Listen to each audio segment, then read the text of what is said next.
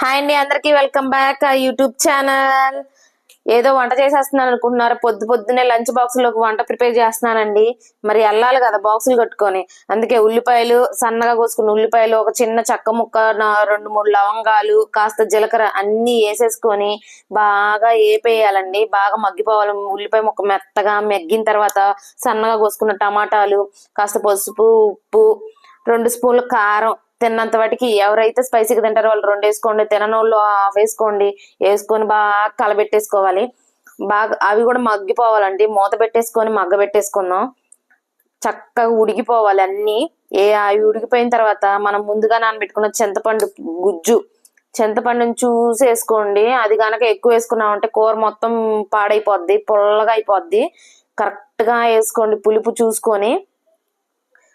చింతపండు గుజ్జు బాగా ఉడికితేనే కూరకు టేస్ట్ ఎక్కువ వస్తుంది. మనం పప్పుచారులో అయినా దేంట్లో అయినా చింతపండు వేస్తాం కదా, అది మగ్గితేనే దాని టేస్ట్ మారిద్ది అనమాట. అది వేసుకొని కలబెట్టుకున్న తర్వాత 2 పచ్చిమిర్చి నిలువుగా చీల్చుకున్నవి 4 ముక్కలు చేసుకొని వేసుకోండి. అది కూడా తిప్పేసుకొని మనం పులుసు అంటున్నాం కాబట్టి కాస్త వాటర్ పోసేసుకుందాము. ఆ గుజ్జంతా బాగా ఉడకాలి కదా, తొక్క ఉడకాలి. తొక్క ఉడకబెడదాము.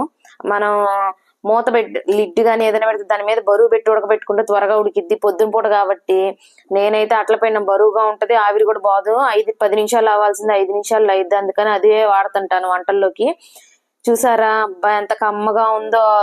మంచినీటి చెరువులో ఇద్దున చేపను పట్టుకొచ్చి ముక్కలు కోసి పులుసు పెడతాం కదా, అలాంటి స్మెల్ వస్తుంది నాకైతే. స్మెల్ చూస్తుంటే మనం మెయిన్ ఇంగ్రీడియంట్ పకోడీ, రాత్రి చేసి మిగిలిపోయిన పకోడీ ముక్కల్ని అలా ఉడికిన పులుసులో వేసుకొని బాగా కలబెట్టుకొని వాటిని ఆ పులుసు మొత్తం ముక్కలకి పట్టించాలి. ముక్కలు బాగా పీల్చుకోవాలన్నమాట. ముక్క తింటుంటే మెత్తగా నోట్లోకి వెళ్ళిపోవాలన్నమాట.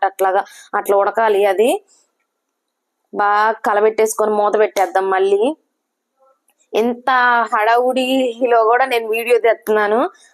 మా వారు ఒక్క చూపు చూసారనమాట, ఏంది నీకు ఈ పిచ్చి అని. సరేలే అట్టయితే అట్టయిందిలే అని చెప్పి వీడియో స్టార్ట్ చేసి వీడియో తీసేస్తున్నాను. కాస్త జీలకర్ర పొడి, ధనియాల పొడి అనమాట. అది ఫస్ట్ చెక్క లవంగాలు వేసాను కాబట్టి మసాలా పొడి ఏమి వేయట్లేదు, జీలకర్ర ధనియాల పొడి. అది వేసేసుకొని బాగా కలబెట్టేసుకొని, ఏంది వంట మొత్తం కలబెట్టడమే కదండి. మరి కూర అంటే మూత పెట్టుకుని ఆవిరి పెడితే అసలు అబ్బబ్బబ్బబ్బా ఎంత బాగా ఉడికిందో చూడండి.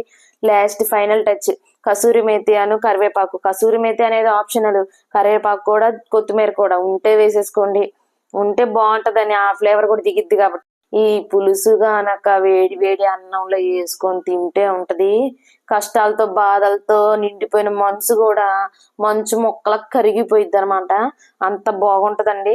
మీరు కూడా ఒకసారి ట్రై చేసి చూడండి. హాయ్ ఫ్రెండ్స్, కాలేజ్కి బయలుదేరిపోయాను. గొడుగు మార్నింగ్ నుంచి వాన పడుతూనే ఉంది నాన్ స్టాప్గా. సన్న తువ్వరు అనమాట. Please do follow my channel. Please subscribe చేసుకోండి. సబ్స్క్రైబ్ చేసుకోండి ఫ్రెండ్స్. బాయ్. ఇదిగోండి యుద్ధానికి సిద్ధం అయ్యాను. క్యారేజీ బ్యాగ్ పెట్టుకున్నాను, గొడుగు తీసుకున్నాను, బయలుదేరుతున్నాను. మా పిల్లలు వెళ్ళిపోయారు, మా వారు వెళ్ళిపోయారు. నేనే ఈరోజు 1 అవర్ పర్మిషన్ కదా, 2 నిమిషాలు లేట్గా వీడియో తీసుకొని వెళ్తూ ఉన్నా. బాయ్.